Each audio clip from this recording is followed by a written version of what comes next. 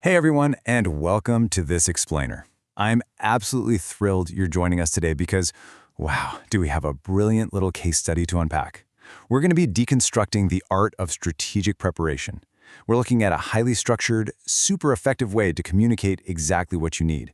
And honestly, even though it's based on a surprisingly simple scenario, the mechanics behind it, they are incredibly sophisticated.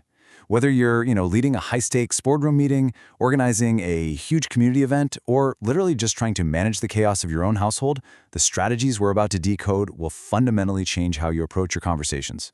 So think about this for a second. How do you get what you want when someone else wants the exact opposite, right? It's the ultimate universal human dilemma. It is quite literally the core of every single negotiation, every conflict, and every collaboration you'll ever be a part of. And let's be real, most of us just kind of freeze when we face this situation. We naturally assume that if two people want different things, well, somebody has to lose. But today, we're going to look at a fantastic source story to prove that this absolutely does not have to be the case. We're going to learn how to flip that dynamic entirely on its head. All right, Section 1, the fear of asking. Let's take a look at Mia's dilemma. So, meet our protagonist, Mia. And her dilemma is something I think every single one of us can deeply relate to. She wants to ask her friend Sam to help her clean up the floor, but she's really nervous he's going to say no. Now, let's really think about this for a second. On the surface, sure, it seems like a childlike, almost melodramatic situation, right? But the psychology happening here is actually profound. That nervousness Mia's feeling, that's the fear of rejection. It's the exact same hesitation that stops us from, say, asking for a raise, or asking for help on a massive project, or pitching a wild new idea to a skeptical team. We see the obstacle, which in this case is Sam's potential no, and it completely paralyzes our ability to communicate. Moving on to Section 2, wearing the thinking cap. This is all about strategic preparation. Okay, so before she even opens her mouth to speak, Mia does something amazing. She engages in what our source material calls preparation, specifically by putting on her thinking cap. And I just love this visualization. Because we usually think of preparation as, gathering physical materials, printing out giant spreadsheets, or building a slide deck. But the kind of preparation we're talking about right here, it's a deliberate, internal mental pause. It's a moment of pure situational analysis. Instead of just reacting emotionally to that fear of rejection, she stops to actually engineer a successful interaction. It's brilliant. Let's actually break down her internal monologue into a step-by-step process you can use. Step 1. Pause before talking. This is absolutely crucial because it stops that reactive, fear-based impulse right in its tracks. Step 2. Ask what I want. You have to clearly define your own goal first, right? And then, Step 3. Ask what they want. Now this right here, this is the magic step. This is where you step entirely out of your own shoes, out of your own perspective, and try to accurately predict the desires of the person you're talking to. It's like a rapid-fire empathy audit, and it completely shifts the groundwork of the whole conversation. Okay, let's dive into this in Section 3, Mapping Competing Wants, where we analyze the friction. Notice how these competing wants instantly create friction. Over on the left side, we've got Mia's clear goal. She wants a clean floor. But on the right side, we have Sam's goal. He wants to keep playing with his robots. Now, if you look at these two goals in a vacuum, they are on a direct collision course. Think about it. Cleaning up means stopping play, and playing means a messy floor. If Mia just blindly blurts out what she wants, she's directly threatening Sam's goal, which pretty much guarantees a no.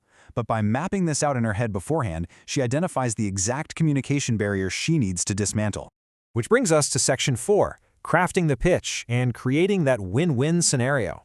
And this brilliantly illustrates the ultimate payoff of putting on that thinking cap. Just listen to our pitch here. Sam, if we clean up the blocks together now, we will have more room to build a giant robot station next. I mean, wow. It is an absolute masterpiece of communication. Notice what she does. She doesn't just demand a clean floor. She doesn't beg. Instead, she fuses both of their desires into a single irresistible offer. She takes Sam's desire to play with robots and actually makes it the ultimate reward for achieving her goal of cleaning the floor. She neutralizes the conflict entirely. Let's forensically deconstruct the anatomy of this quote to see exactly how she built it. So we start with the problem, a cluttered space. Then comes the action, clean the blocks together. Notice that word together. She's creating an alliance here, not just barking an order. And finally, the mutual benefit, room for a giant robot station. It's so smart. She engineered this deal to practically guarantee Sam's cooperation. By linking a necessary, kinda boring chore to an escalated version of his very own goal, a giant robot station, she transforms an opponent into a highly motivated partner. And that leads us perfectly into Section 5, the power of preparation and elevating the outcome. Because the crucial takeaway from all of this is simply this. By thinking about what her friend wanted before she asked, Mia found a way to make the deal better for both of them. And really, this is the core lesson of our entire explainer today. True preparation isn't about figuring out how to, manipulate someone into doing exactly what you want. Not at all. It's about doing the cognitive heavy lifting required to find that mutual benefit. When you prepare with genuine empathy, you elevate the outcome for everyone involved. Let's look at the cascading positive effects of using this strategy. First off, it acknowledges the other person's desires, which instantly builds respect and rapport. Second, it completely removes the fear of rejection. I mean, Mia wasn't nervous anymore because she wasn't asking for a favor. She was offering a fantastic opportunity. And finally, it creates a true win-win scenario. The floor gets clean, and the awesome robot station gets built. This simple framework of the thinking cap fundamentally changes a negotiation from a stressful battle of wills into a collaborative, creative design session. So, I want to leave you with this final provocative thought to carry with you.